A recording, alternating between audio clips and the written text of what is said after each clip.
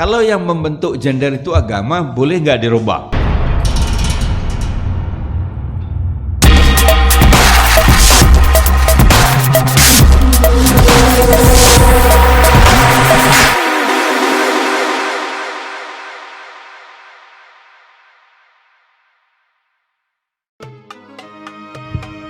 Sesuatu yang dibentuk boleh dirubah, kan itu teorinya, karena dia bukan given, bukan kodrat, bukan fitrah.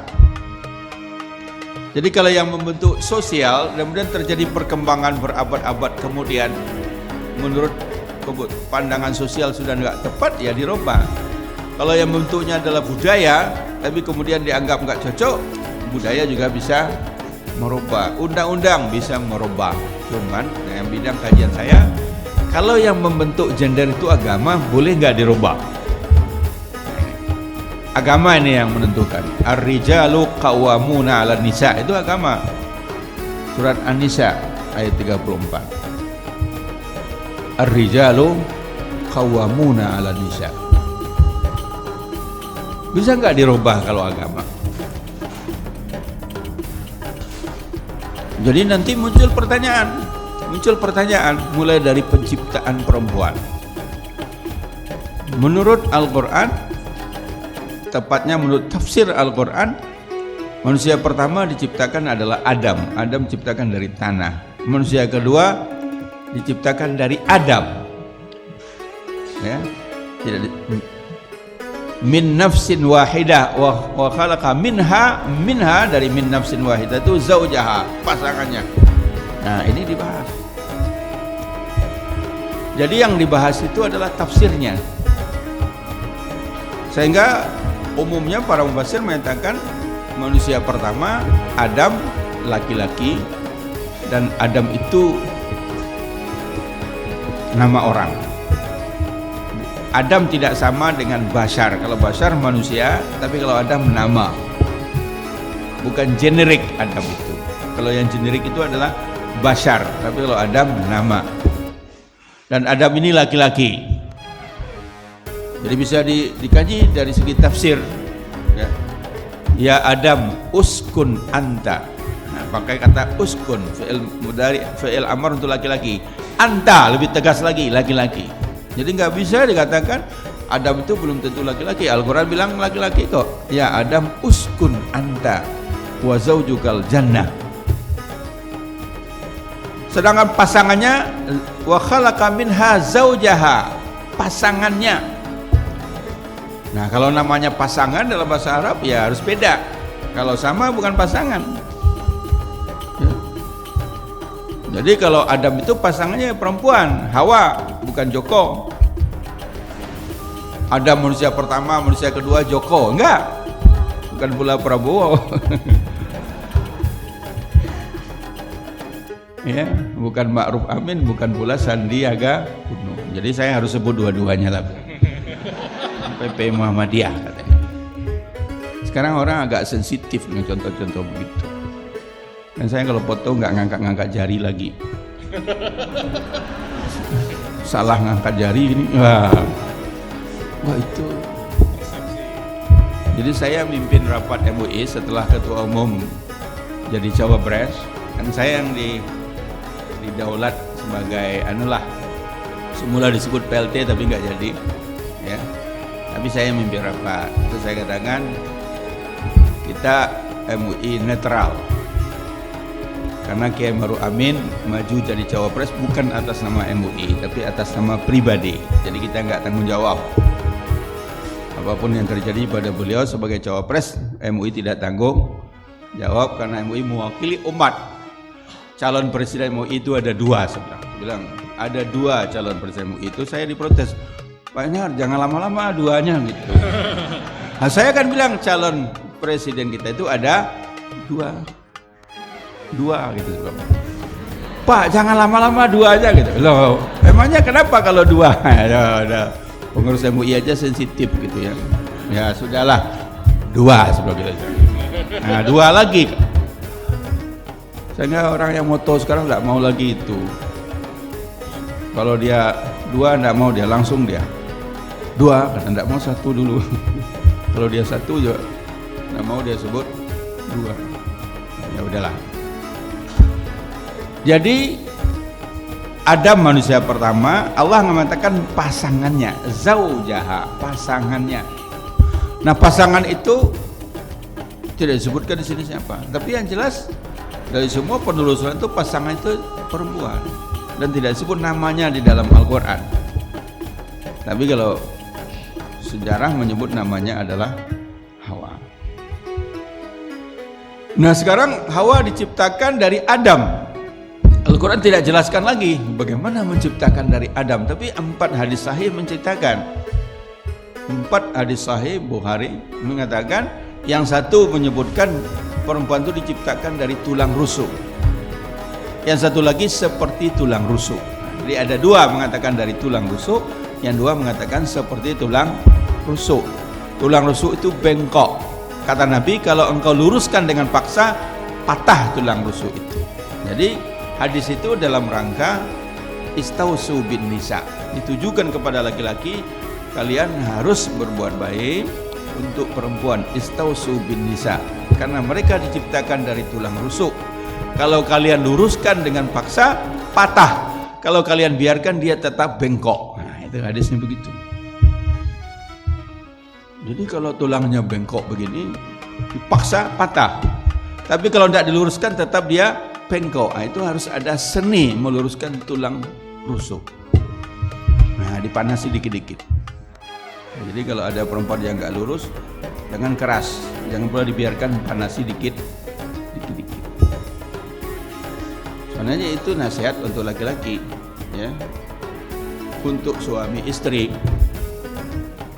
Karena laki-laki dan perempuan sebagai suami istri itu 2 makhluk dari 2 planet yang berbeda. Ada buku yang mengatakan yang satu dari Venus, yang satu dari Mars. Kalau Venus ini suka, kalau bicara suka dramatisir. Jadi perempuan tuh kalau bicara suka drama, didramatisir demikian rupa. Kalau laki-laki datar. Jadi kalau tidak paham suami istri, kalau tidak paham bahasa ini bisa bertengkar. Apa kata istrinya? Pak, terserah lah mau panggil Pak, Papi, Abi, gitu ya. Pak, besok hari Minggu kita ajak anak-anak ke mall ya, jalan-jalan. Apa kata suaminya? Oh, nggak bisa, hari Minggu saya ada acara. Apa jawaban istrinya? Acara terus. Anak-anak tidak pernah diajak jalan-jalan. Nah, itu bahasa makhluk Venus. Drama langsung drama. Dia bilang acara terus, anak-anak nggak pernah diajak jalan-jalan. Padahal 2 minggu yang lalu baru saja diajak jalan-jalan. Itu kalau suaminya nggak ngerti bahasa orang planet Venus ini, emosi dia. Apa kamu bilang? Nggak pernah. 2 minggu yang lalu, bulan yang lalu, bertengkar kan? Tapi karena suaminya makhluk Mars, nah dia tenang aja. Itu istrinya wanita karir, di kantor banyak masalah, sampai di rumah istrinya udah marah-marah aja, marah-marah. Kata suaminya, kenapa mak? Capek ya? Kalau begitu enggak usah bekerja saja, kenapa harus bekerja? Kan papa sudah menyiapkan semuanya. Tambah marah dia. Enak aja laki-laki nyuruh saya berhenti bekerja. Nanti Anda akan merasakan itu, ya, ketemu dengan makhluk Venus dan Anda ketemu juga makhluk Mars. Makhluk Mars ini nggak punya perasaan, kata. Ya. Jadi istrinya nelpon suaminya, Pak, anak kita sakit, sambil nangis. Apa kata suaminya? Oh, sakit ya, nanti malam kita bawa ke dokter. Tidak, nanti malam Pak, sekarang juga. Bapak ini masih ada banyak acara nih di kantor, mau rapat nih nanti siang. Wah Pak, ini rapat terus anak ini. Udah Bapak kirim sopir biar ngantar sekarang. Tidak bisa, harus Bapak yang pulang. Dia nungguin, akhirnya sudahlah, suaminya ngalah, pulang dia. Dia antarlah anak ke rumah sakit. Sepanjang jalan ibunya nangis terus. Ini anaknya masih balita ini, masih 2 tahun lah gitu ya, nangis terus dia. Bawa ke dokter. Ternyata memang harus nginep, harus opname, masuk kamar. Suaminya nangis terus, istrinya nangis, suaminya enggak. Setelah masuk kamar, apa kata suaminya? Nah, mama di sini nunggu ya, papa balik kantor, ada meeting nih jam 1. Anak sakit masih meeting juga dipikirkan, soalnya enggak punya perasaan ya. Ya begitu laki-laki dengan makhluk Mars, tenang dia. Dia bisa nyimpan perasaannya, akal dia menenangkan. Kalau bayinya menangis, bayinya sakit, ibu menangis, bapaknya dia beritahu ikut menangis, terus dua-duanya panik, dua-duanya nangis, mati anaknya, nggak ada yang menyelamatkan. Untunglah makhluk Mars ini lebih tenang. Begitu sembuh, pulang, mau bayar, suaminya yang nangis. Istrinya bilang, kalau urusan bayar mama nggak mau tahu, itu urusan papa. Suaminya baru gantian nangis. Perempuan itu lebih senang dibohongi tapi indah. Indah tapi bohong. Dia lebih memilih indah tapi bohong daripada benar tapi pahit. Nah, itu perempuan. Sehingga dimanfaatkan oleh laki-laki yang gombal ini. Jadi setelah suami istri baru menikah ini, pasangan muda ini di taman. Nah, apa kata perempuan, Mas, ngomong-ngomong sebelum ketemu saya sudah ada perempuan lain enggak, Mas? Masnya ragu jawab. Gak usah ragu, Mas, saya cuma pengen tahu aja kok. Kita kan sudah suami istri, nggak apa-apa. Saya enggak marah kok, kalau ada cerita aja. Nah, akhirnya cerita dia, kamu perempuan yang kelima katanya. Yang diharapkan itu bukan itu, yang diharapkan kaulah yang pertama dan kaulah yang terakhir, satu-satunya. Tapi dijawab, kamu perempuan yang ke-5. Langsung marah dia, enggak ngomong-ngomong dia, cium aja begitu. Rusak suasana. Nah, lalu kalau enggak banyak akal namanya bukan laki-laki. Nah, lalu dia marah ya. Saya sengaja berbohong untuk menguji engkau betul-betul cinta enggak dengan saya. Ternyata engkau marah betul, itu tandanya kamu memang betul-betul cinta. Nah, sekarang saya cerita yang sebenarnya. Engkaulah perempuan yang pertama dan engkau yang terakhir. Ini yang bohong, tapi dia senang. Yang benar yang pertama, tapi pahit. Nah gitu. Jadi perempuan tuh lebih senang dibohongi tapi indah. Nah itu rahasia perempuan ya, jangan ditiru ya. Benar nggak itu? Enggak Pak, katanya. Coba aja nanti kalau udah pakai. Nah, jadi pernah diskusi gender dengan seorang aktivis berat yang feminisnya ekstrim gitu ya. Saya katakan perempuan itu lebih emosional, kalau laki-laki lebih tenang. Laki-laki mendahulukan akal daripada rasa. Begitu giliran dia marah dia, betul-betul marah dia, marah sama saya senang. Tambah marah dia, tambah saya senang karena teori saya terbukti. Nah akhirnya dapat giliran saya bicara sebagai katakan, nah benar kan teori yang saya sampaikan, perempuan itu memang emosional. Contohnya Anda sendiri, kenapa Anda marah-marah? Ini kan diskusi. Saya bilang, Ustaz benar kena tipu, saya cuma pura-pura marah kok. Jadi yang ingin kita sampaikan yang pertama, kalau gender itu ditetapkan oleh sosial atau budaya atau hukum atau undang-undang, itu bisa dirubah apabila memang dirasa tidak tepat. Tidak tepatnya mungkin nggak sesuai dengan perkembangan zaman, mungkin dianggap diskriminatif ya, dianggap diskriminatif. Misalkan dulu dinyatakan laki-laki yang harus sekolah tinggi-tinggi, perempuan tidak usah. Nah, itu kan diskriminatif, sehingga banyak orang tua di Indonesia tidak begitu peduli dengan pendidikan anak-anaknya. Perempuan bahkan tamat SMP suruh kawin aja. Ngapain kamu sekolah tinggi-tinggi, nanti juga jadi istri di rumah aja. Sekarang tidak sesuai lagi. Nah, oleh sebut gender seperti itu bisa kita rubah. Tapi kalau agama yang menentukan, pertanyaannya boleh nggak kita rubah? Kalau agama itu bukan nasnya, tapi tafsirnya boleh. Kalau tafsirnya tidak benar, itu yang saya lakukan, meluruskan tafsir kalau ada yang salah. Tapi kalau menurut saya secara tafsir sudah benar, saya akan pertahankan. Saya mencoba mencari hikmahnya.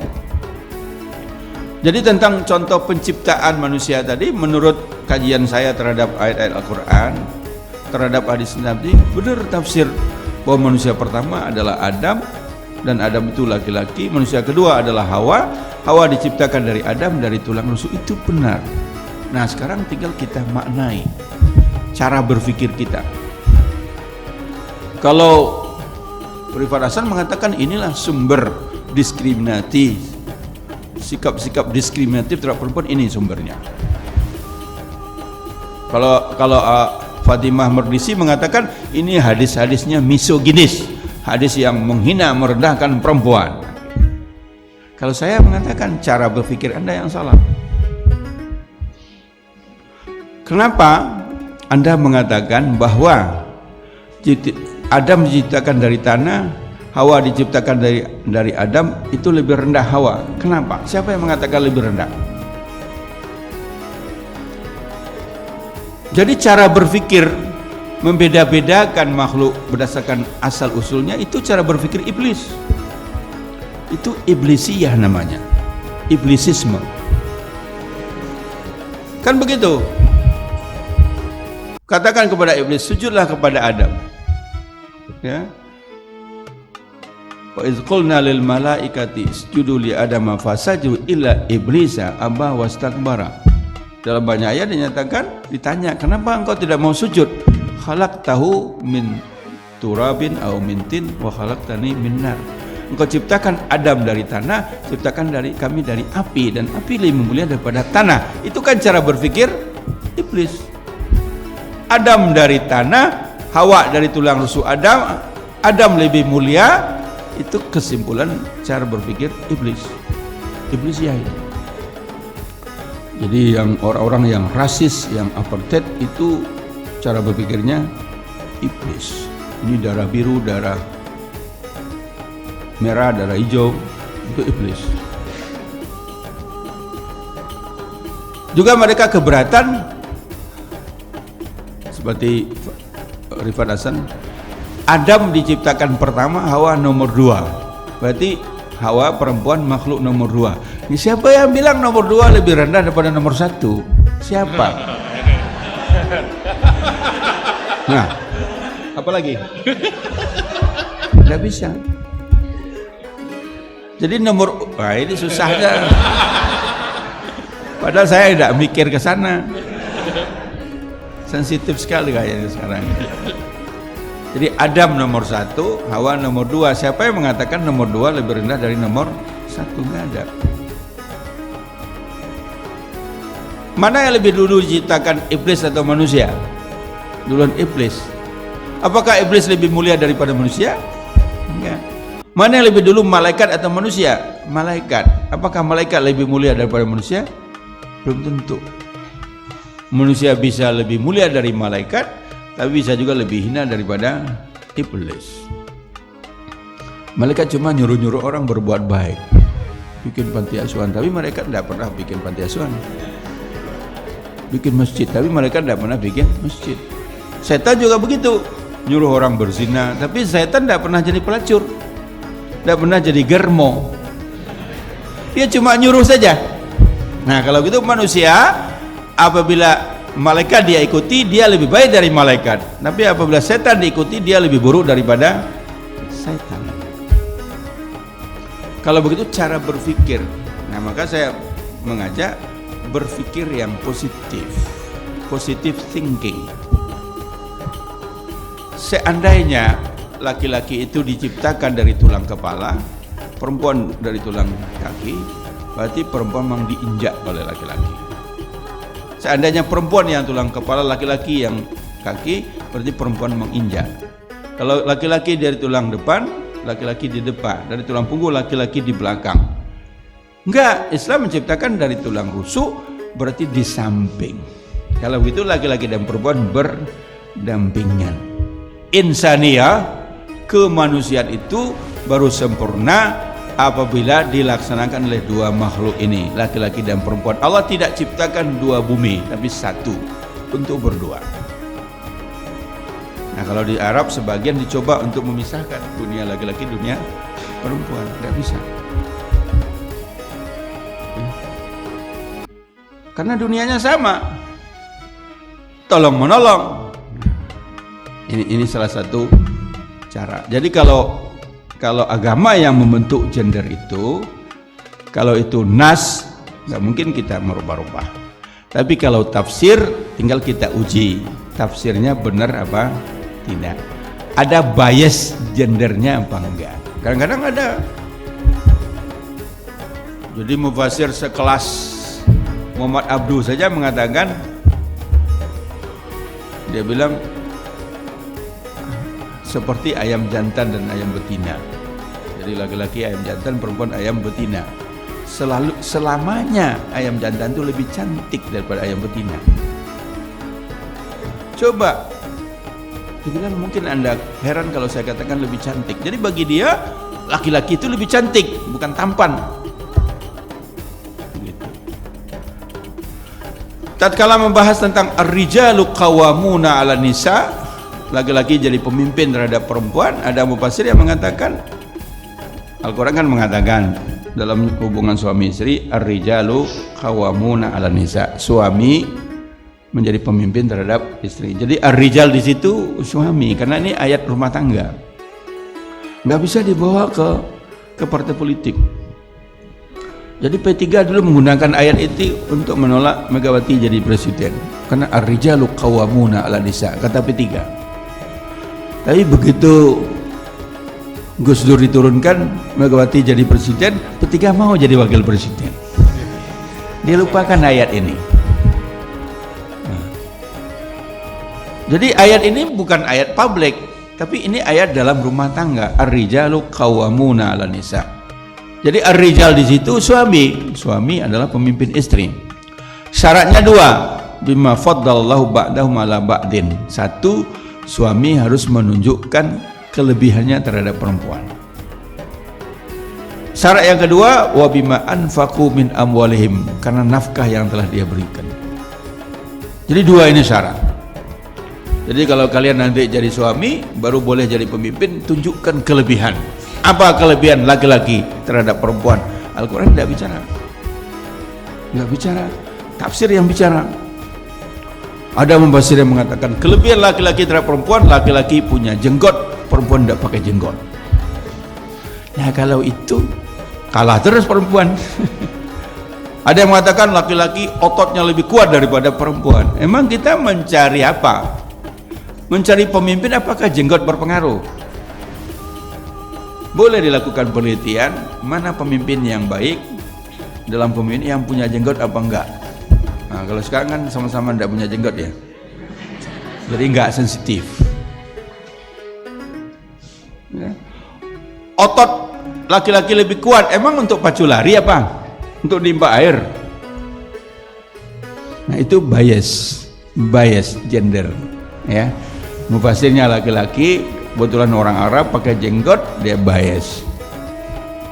Sebagian besar mufasir mengatakan kelebihan laki-laki terhadap perempuan apabila antara rasio dan rasa bertentangan, laki-laki mendahulukan rasio, perempuan mendahulukan rasa. Kenapa laki-laki mendahulukan rasio? Karena dia menjadi leader, pemimpin. Kenapa perempuan mendahulukan rasa? Karena dia menjadi ibu. Kekuatan perempuan itu ada pada rasanya, pada emosinya. Menjadi seorang ibu karena emosinya begitu sayang kepada anaknya, pada bayinya, dia bersedia bangun malam berkali-kali. Coba tanya sama ibu-ibu yang menyusui bayinya itu, berapa kali dia bangun semalam? 5 kali, 7 kali, 10 kali. Coba kalau laki-laki suruh bangun begitu malam-malam, Mas, malam ini Mas yang bangun ya, ya terbangunlah 3 kali aja, besok tidak masuk kantor dia. Kenapa? Pusing. Nah itu wanita kuat. Kalau dengan bayinya wanita menjadi kuat, dia lebih kuat, tidak makan, daripada anaknya tidak makan. Kalau bapak-bapak enggak, makan dulu dia. Kalau ada sisa kasih anaknya, gitu ya. Ya, kecuali bapak yang sadar gitu. Nah, yang kedua syaratnya apabila laki-laki itu bertanggung jawab terhadap nafkah, wa bima anfaqu min amwalihim. Kalau dua syarat ini terpenuhi, baru dia boleh jadi pemimpin. Kalau tidak terpenuhi, justru sebaliknya, laki-lakinya yang cengeng, perempuannya yang mantap, yang dewasa. Laki-lakinya tidak bekerja, perempuan bekerja, itu boleh melakukan kudeta. Kudeta saja. Ambil alih kekuasaan dia. Saya sekarang jadi pemimpin. Jadi kepala rumah tangganya. Iya. Nah, itu yang terjadi di masyarakat. Laki-laki tidak dewasa, cengeng, penganggur, tapi tetap minta memimpin. Perempuannya yang suruh kerja, perempuannya yang matang, tapi di rumah dia tetap menuntut saya kan kepala rumah tangga. Itu tidak adil. Kalau mau jadi kepala rumah tangga, tunjukkan dua kelebihannya. Ar-rijalu qawwamuna 'alan nisa. Jadi kalau tafsirnya benar, nggak ada masalah. Nah, itu yang dalam 10 kajian itu saya mencoba membahas satu persatu, mulai penciptaan manusia, laki-laki sebagai nabi tadi itu ya, kemudian tentang perkawinan, tentang saksi, tentang wali, itu kita jelaskan, kita uji dulu dalil-dalilnya dari Al-Quran dan Sunnah, diuji tafsirnya, istinbat fikihnya. Nah, kalau saya yakin benar, saya akan pertahankan. Kalau tidak benar, kita ikut mereksi. Dulu Profesor Nasaruddin Umar yang lebih senior dari saya, karena dia lebih dulu menulis disertasinya argumen kesetaraan gender, ya. Dia mengatakan kalau rajul rijal itu gender. Jadi ar-rijal, an-nisa itu gender. Tapi kalau zakar, unsa baru jenis kelamin. Itu teori dia, tapi saya koreksi, tidak benar. Dalam Al-Quran tidak bisa diterapkan. Ya. Fankihu ma taba lakum minan nisa. Jadi waktu beliau ceramah di sini hanya mahasiswa yang nanya, Prof, kata Prof, kalau rijal itu gender, nisa itu gender. Tidak harus, rijal itu tidak harus laki-laki, tapi kelelakian. Nisa itu keperempuanan, maskulinisme dan feminisme. Kalau zakar itu baru laki-laki, kalau unsa baru perempuan. Ya. Nah sekarang ayat nikah, fankihu ma tabalakum minan nisa. Bukan minal unsa tapi minan nisa. Boleh nggak laki-laki itu jika menemukan seorang laki-laki jenis kelaminnya tapi bersifat perempuan dia, boleh nggak dia menikah? Nah, bingung dia. Kalau menurut teori yang dia buat, boleh, harusnya boleh. Karena di situ bukan unsa tapi nisa. Nah, terus ditanya lagi, kalau menurut Prof, apakah warisan itu anak laki anak perempuan sama? Beda. Sama. Kalau menurut Al-Quran kan beda. Lidzakari mislu hadzil unsayain. Kalau menurut beliau enggak, harus sama anak laki-laki dan anak perempuan. Kenapa? Lalu dijelaskan secara gender. Tapi kan ayatnya mengatakan lidzakari, bukan lirajuli. Zakar itu kan menurut profesor sendiri kan jenis kelamin, bukan perannya. Pokoknya kalau jenis kelaminnya laki-laki, dia dapat bagian dua perempuan unsa. Ini laki-laki, lidzakari mislu hadzil unsayain, bukan lirajuli mislu hadzil niswatain, bukan begitu. Dia bilang, oh itu kalau yang ayat ini yang penting bukan zakar unsanya, yang penting auladnya, yusikumullah fi auladikum. Nah, menurut saya itu sudah tidak kuat, tidak lari itu. Jadi kalau membuat tesis teori harus bisa diterapkan. Kalau digugurkan orang berarti teorinya batal. Ada yang punya teori seluruh anak itik putih warnanya, Dicari buktinya, ketemulah 99.999 ekor anak itik yang berwarna putih. Kan kuat sekali itu. Ini buktinya. Tapi ada yang bawa satu anak itik warna hitam, satu aja. Bisa terima nggak teori tadi? Gugur kan? Ini cuma satu, itu 99.999. Tapi kan dia mengatakan seluruh anak itik berwarna putih. Nah, di bawah orang hitam satu, gugur itu teori itu. Jadi harusnya teori Profesor Nasruddin sudah gugur dengan sendirinya. Tapi kan di Indonesia tidak penting gugur tidak gugur. Walaupun gugur terus saja disampaikan lagi. Itu hebatnya orang Indonesia itu, tidak mau ngakui. Jadi kalau kita diskusi, saya sudah mengalami itu. Diskusi dengan aktivis-aktivis gender, saya patahkan argumennya, tidak bisa jawab. Nah, nanti dia diskusi tempat lain, dia ulang lagi. Mana tahu lawan bicaranya nggak bisa matahkan, pakai lagi. Harusnya begitu dia dipatahkan di satu diskusi dan dia tidak bisa menjawab, harus dia koreksi. Itu namanya kejujuran intelektual. Nah, saya terus sedikit lagi. Jadi itu gender bisa dirubah tidak kalau bukan ditetapkan oleh agama. Nah, bagaimana pandangan Islam? Saya menggunakan istilah kesetaraan dan keadilan, bukan kesamaan. Jadi setara itu bukan sama. Beda kan? Equality, setara, tapi tidak harus sama. Kalau ada orang mengatakan laki perempuan sama, itu buta kelamin. Itu juru kampanye KB itu. 2 anak cukup, laki perempuan sama saja. Masa laki perempuan kok sama? Kamu nggak punya mata apa? Sama apa? Sama anak. Iya, kalau sama anak iya. Tapi kalau jenis kelamin laki perempuan dibilang sama, itu buta kelamin namanya itu. Jadi Al-Quran sudah mengatakan beda. Waktu istrinya Imran, ibunya Maryam bernazar, ini nazar tu laka ma fi batni muharrara fataqabbal minni innaka antas samiul alim. Falamma wada'al qala rami inni wada'tuha unsa. Karena dalam bayangan istri Imran itu anak yang akan lahir itu laki-laki, maka dia bernazar kalau laki-laki dia akan persembahkan untuk Baitul Maqdis, menjadi hamba Allah di situ, menjadi pelayan orang yang beribadah. Ternyata yang lahir perempuan.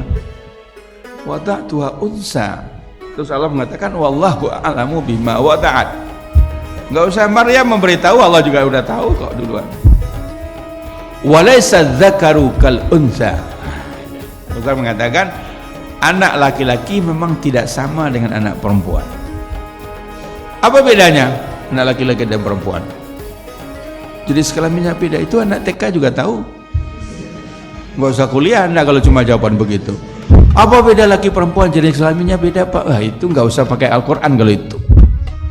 Mesti ada konsepnya Al-Quran. Walaysa dzakaru kal unsa. Nah, jadi pertama secara biologis udah beda ya kan. Yang kedua fisiologis, itu udah beda. Perempuan ada menstruasi, haid ya bulan, laki-laki enggak. Perempuan hamil, laki-laki enggak. Perempuan melahirkan, laki-laki enggak. Perempuan menyusui, laki-laki enggak. Itu perbedaan fisiologis.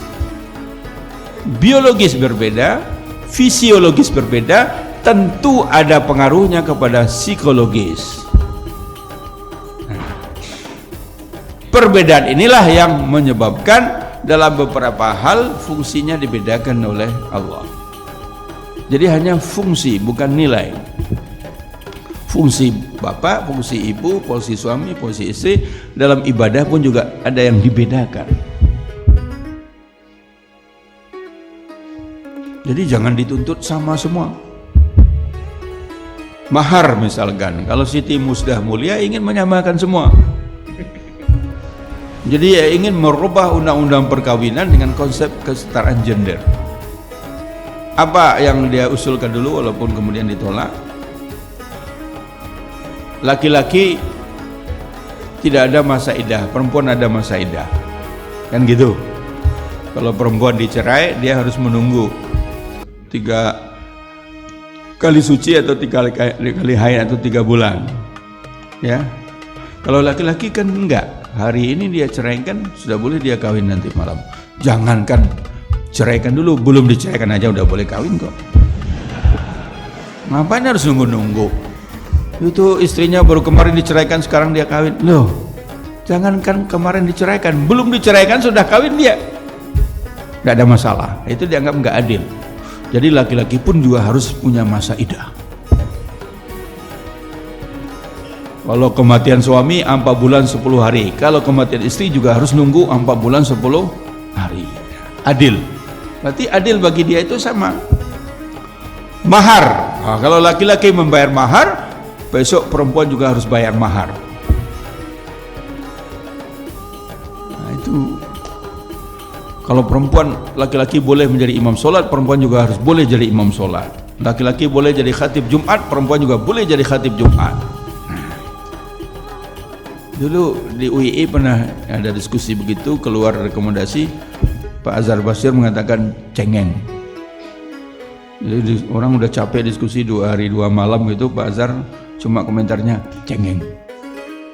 Emangnya semua persoalan perempuan bisa selesai kalau perempuan boleh jadi imam sholat? Apa persoalan perempuan sekarang? Diskriminasi gender. Perempuan kurang terdidik, perbedaan gaji, kesempatan kerja. Itu kan persoalan sosial, kebijakan. Mau diselesaikan dengan perempuan boleh jadi imam, emang selesai? Perempuan boleh khatib Jumat, emang selesai masalahnya? Bukan. Jadi kalau yang gatal di sini, ya garut di sini. Jangan gatal di sini, garut kok. Kalau kepala masih lumayan lah ya, ada hubungannya, dia pusing. Tapi ini tidak ada hubungan. Nah, itu yang dilakukan oleh Aminah Wadud Muhsin yang di Amerika. Dulu saya membaca buku dia, bagus bukunya. Waktu dia tinggal di Malaysia, bagus dia. Mungkin karena pengaruh Malaysia ya, jadi bagus dia. Tapi begitu dia pindah ke Amerika, berubah dia. Dia mau mengadakan salat Jumat, imamnya perempuan, muazzinnya perempuan, dan jamaahnya campur satu saf laki-laki dan perempuan. Tidak ada satu masjid pun mengizinkan. Di New York itu Islamic Center nolak semua, nggak boleh. Akhirnya gereja yang kasih izin. Nah, lalu diadakanlah salat Jumat di gereja. Dia imamnya, khatibnya dia, imamnya dia, muadzinnya perempuan, safnya campur laki-laki dan perempuan. Dia pikir dia sudah maju. Emang kalau habis itu apakah persoalan perempuan selesai? Enggak. Coba, masih ada perusahaan-perusahaan yang gaji pegawai perempuannya lebih rendah daripada laki-laki. Apa selesai dengan sholat berjamaah laki-laki perempuan? Enggak. Itu yang dimaksud oleh Pak Azhar Basir, cengeng. Kenapa bisa begitu Siti Musda Mulia dan Aminah Wadud? Karena dia memahami setara itu harus sama. Padahal yang dituntut itu setara, adil, bukan sama. Tinggal dijelaskan hikmahnya. Kenapa kalau jamaahnya laki-laki dan perempuan, kenapa laki-laki perempuan tidak boleh jadi imam? Kan tinggal, kalau tidak bisa dibayangkan, cobalah agak sekali. Mbaknya pergi ke Masjid Besar Kauman jadi imam. Kita lihat reaksi orang bagaimana, apa yang terjadi. Bisa selesai enggak sholat bapak-bapak yang ada di belakangnya itu? Apalagi salat maghrib kan. Bismillahirrahmanirrahim. Apalagi suaranya merdu lagi. Waduh, hilang konsentrasi bapak-bapak semua. Apalagi yang muda-muda begini. Nah, lalu ngatur safnya bagaimana? Siapa di belakang imam perempuan itu? Apakah laki-laki atau perempuan? Coba diambil hikmahnya saja. Jadi ada dosen di Muhammadiyah, ibu-ibu agak sedikit terpengaruh. Kemudian saya tahu dia tidak terlalu serius. Bilang sama saya, Ustaz, kenapa perempuan tidak boleh menjadi khatib Jumat? Tidak usah pakai teori, saudara. Besok hari Jumat, giliran saya khutbah di Masjid Besar Kauman, ibu ikut saya. Nanti saya perkenalkan, lalu saya bilang, yang khutbah hari ini ibu ini dari Aisyah. Berani gak? Enggak berani katanya. Teori aja. Mau berani dicoba, saya bilang, saya bukakan jalan. Mari khutbah di Masjid Besar Kauman. Paling-paling dilempar orang dia. Kalau enggak, takbirnya yang dimarahin. Enggak bisa, enggak perlu. Karena itu tidak merubah apa-apa, tidak mempengaruhi keadilan.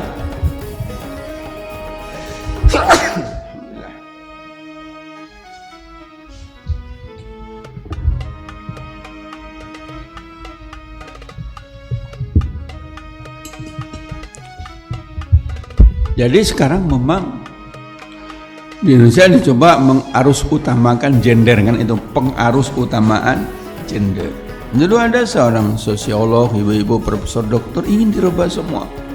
Jadi buku pelajaran itu mau dirubahnya. Jadi dia bilang Ani main boneka, Budi main sepak bola, itu diskriminasi gender. Dia bias gender, dia mau merubah menjadi Budi main boneka, Ani main sepak bola. Ibu membersihkan mobil, bapak sedang memasak. Nah, pokoknya mau dibalik. Taruhlah ini diterima, dan berpuluh-puluh tahun kemudian sudah terjadi di masyarakat terbalik. Tapi kemudian orang akan protes lagi, laki-laki akan protes. Masa sih begini? Nah gitu. Itu bisa dirubah lagi. Nah pertanyaannya, pembagian peran seperti itu, pembagian kerja itu bermasalah atau tidak? Melihat masalahnya apa? Karena ini bicara kesetaraan, ada nggak diskriminasinya? Itu ada nggak ketidakadilan? Kalau memang diskriminatif, tidak adil, harus dirubah. Jadi tinggal kita uji saja apakah hukum Islam yang membedakan fungsi laki-laki perempuan itu tidak adil atau tidak. Kalau dianggap tidak adil, ya dirubah. Di mana masalahnya? Memang Nabi Rasul yang 25 itu semua laki-laki, enggak ada. Mulai dari Adam, ya, Idris, Nuh, Hud, Saleh, Ibrahim, sampai kepada Nabi Muhammad sallallahu alaihi wasallam, itu riwayatnya jelas semua laki-laki, enggak ada perempuan. Oleh sebab itu malaikat kalau menyamar jadi manusia selalu menyamar jadi laki-laki. Tidak pernah malaikat Jibril masuk rumah Nabi menyamar jadi perempuan, karena menimbulkan fitnah. Ibu-ibu masuk rumah Nabi tengah malam, Nabi berduaan dengan ibu-ibu, nah, kan fitnah nanti. Jadi Jibril selalu tampil sebagai laki-laki. Bisa nggak Jibril tampil sebagai perempuan? Ya bisa saja, masa nggak bisa? Jadi burung aja bisa, jadi cicak aja bisa, karena diberi kemampuan untuk menampilkan dirinya secara fisik dalam bentuk apa saja. Malaikat jadi pengemis juga bisa. Maka pengemis jangan dimarahi terus, mana tahu dia malaikat. Tapi kalau datangnya rutin tiap Jumat, nah berarti bukan malaikat. Ya, kalau sekali-sekali ya mungkin malaikat itu yang sedang menguji iman Anda. Nah, jadi begitu. Tetapi di luar 25 itu masih ada kemungkinan ada perempuan jadi nabi. Karena jumlah nabi itu puluhan atau ratusan ribu. Ada kemungkinan, ada peluang. Diuji di sini. Kata-kata rijal yang berhubungan dengan nabi tidak ada yang diartikan jenis kelamin di sini dalam ayat-ayat Al-Quran. Semua nabi itu rijal, tidak diartikan laki-laki. Tapi konteksnya semua manusia. Karena baik orang-orang di zaman Nabi Nuh, zaman Nabi Muhammad itu meminta supaya yang diutus itu bukan manusia tapi malaikat. Al-Quran mengatakan semuanya adalah manusia, tapi diungkap dengan kalimat rijal. Karena secara kontekstual Nabi yang diutus itu adalah Nabi dan Rasul yang dicerita itu laki-laki. Padahal yang dimaksud dalam konteksnya itu semuanya manusia, tidak ada yang malaikat. Nah dalam tafsir seperti itu ada peluang perempuan jadi nabi. Nah, tinggal dicari siapa. Apakah mungkin Maryam jadi nabi? Apakah mungkin ibunya Maryam? Apakah mungkin ibu Nabi Musa? Nah, iya. Kalau alasannya dapat wahyu saja juga belum pas, karena lebah pun dapat wahyu dalam Al-Quran. Wa auhayna ila nahli. Lebah pun juga dapat wahyu. Bahkan setan pun juga kalau kalimat wahyu saja. Wa inna syayatin la yuhi ba'dhum ba'da. Jadi kata wahyu tidak harus firman Allah. Sehingga kalau orang mau menjadikan ibunya Nabi Musa itu menjadi nabi, wahyu di situ diartikan firman Allah. Tapi kalau tidak mau menjadikan nabi, wahyu diartikan ilham. Nah, terserah mau. Kalau pengen sekali ada yang perempuan jadi nabi, ya sudah ibu Maryam gitu aja, Maryam. Tapi mufasir besar menyebutkan sesuai dengan Al-Quran, innaha la siddiqah. Jadi bukan nabi tapi siddiqah, orang yang sangat benar. Tapi mungkin ada peluang yang lain, kita nggak tahu karena tidak ada riwayatnya. Jadi tinggal ditunggu saja kalau ada orang yang menemukan, wah ternyata nabi itu perempuan, ternyata Nyi Roro Kidul itu nabi gitu. Bisa saja. Enggak, Nyi Roro Kidul itu jin, tapi sudah masuk Islam, mu'alaf. Jadi sudah ada kiai yang mengislamkan Nyi Roro Kidul. Jadi dia sudah mu'alaf, sudah hijrah. Nah, jadi kalau Nyi Roro Kidul sudah hijrah, berarti dia nggak mau lagi terima sesajen, nggak mau lagi, syirik katanya. Dulu boleh, tapi sekarang saya nggak mau lagi, saya sudah mu'alaf, tidak terima lagi sesajian. Nah, dia bilang begitu. Jadi kalau ada yang masih kirim sesajian bilang begitu, Nyi Roro Kidul sudah tidak mau lagi. Kenapa? Udah mu'alaf, udah masuk Islam. Dia udah tahu ini syirik, marah dia. Kalau anda masih beri sesajian, dia marah, ngamuk, bahaya nanti. Nah, gitu. Ditakut-takuti aja begitu. Anda juga tidak percaya gitu. Nah, saya kira begitu. Ya sudah jam 9:30, nanti silakan baca, karena ini kalau diuraikan semua cukup banyak, 10 gitu ya. Jadi mungkin semangatnya agak beda dengan semangat gender yang dikemukakan oleh para aktivis gender. Mungkin dengan Nasaruddin juga agak beda, walaupun ada persamaan ya, apalagi dengan tokoh-tokoh gender yang lain di Indonesia. Dengan Kiai Husain dari Cirebon juga agak beda. Jadi kalau Kiai Husain itu sudah ngikuti arus gender yang barat. Enggak, dia mengatakan saya dulu juga begitu. Saya baca itu kitab-kitab, tapi setelah saya baca buku Asgar, buku Fatimah, buku Rifat Hasan, saya berubah. Saya bilang saya juga baca tapi saya tidak berubah. Nah, apakah artinya saya keras kepala tidak mau berubah, atau beliau yang tidak istiqamah? Nah, itu terserah saja penilaian. Tapi kalau untuk aktivis gender yang lebih dihargai, ada Kiai Husain itu yang jadi acuan ya.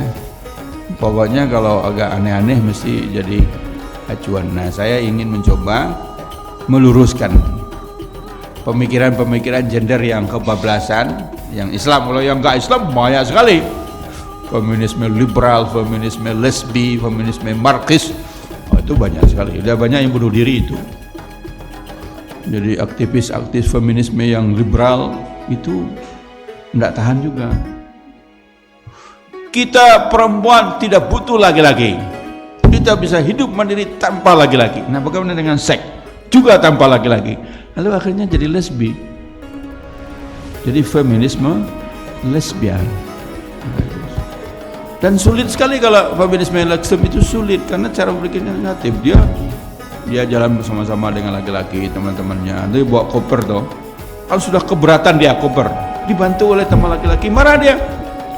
Kamu merendahkan kaum perempuan ya? Emangnya kami perempuan tidak kuat ngangkat koper berat-berat? Ya sudah, angkat aja lah. Jadi perempuan banyak jadi korban pemahamannya Karena negatif itu. Apa sih salahnya kalau dia memang nggak kuat ngangkat koper dibantu oleh laki-laki? Kan tidak sampai merendahkan, tapi karena cara berpikirnya sudah negatif terus, marah dia. Emang kamu kira cuma laki-laki aja yang bisa mengangkat koper? Kalau perlu kopermu saya angkatkan, ya sudah tolong dibawain aja sekali. Jadi yang saya bayangkan kalau jadi suami istri, istrinya aktivis atau pemikir feminis yang ekstrim, yang radikal, apakah suaminya kuat? Itu sebabnya, mohon maaf, beberapa cerai, termasuk di Indonesia ini, cerai karena tidak tahan suaminya. Dia bilang cari nafkah kewajiban suami, tapi ngurus rumah tangga kewajiban suami juga. Lalu kamu apa? Saya kewajiban saya cuma satu, menstruasi, yang kedua hamil ketika melahirkan terus menyusui, sisanya laki-laki. Jadi ada waktu saya di aktivis Syuhada, masih muda juga saya waktu itu, belum menikah. Karena yang perempuannya bilang begini, Ustaz, dalam pemahaman saya itu suami tanggung jawab kepada istrinya sampai kepada makanan, kan beri nafkah makanan. Jadi nanti kalau saya menikah Ustaz, saya suruh suami saya masak, menghidangkan makanan untuk saya. Karena menurut agama itu adalah kewajiban suami memberi makan kepada istrinya. Saya bilang, jangan keras-keras ngomong. Kalau keras-keras laki-laki yang dengar tidak mau kawin dengan kamu. Siapa yang mau kawin? Dah capek-capek bekerja, istrinya cuma duduk-duduk aja di rumah, sampai di rumah mau makan, masak sendiri. Masakan untuk saya, siapa yang mau? Apa ada yang mau? Kalau ada ya bodoh sekali itu laki-laki begitu. Nah, saya kira begitu, mudah-mudahan ada manfaatnya. Assalamualaikum warahmatullahi wabarakatuh.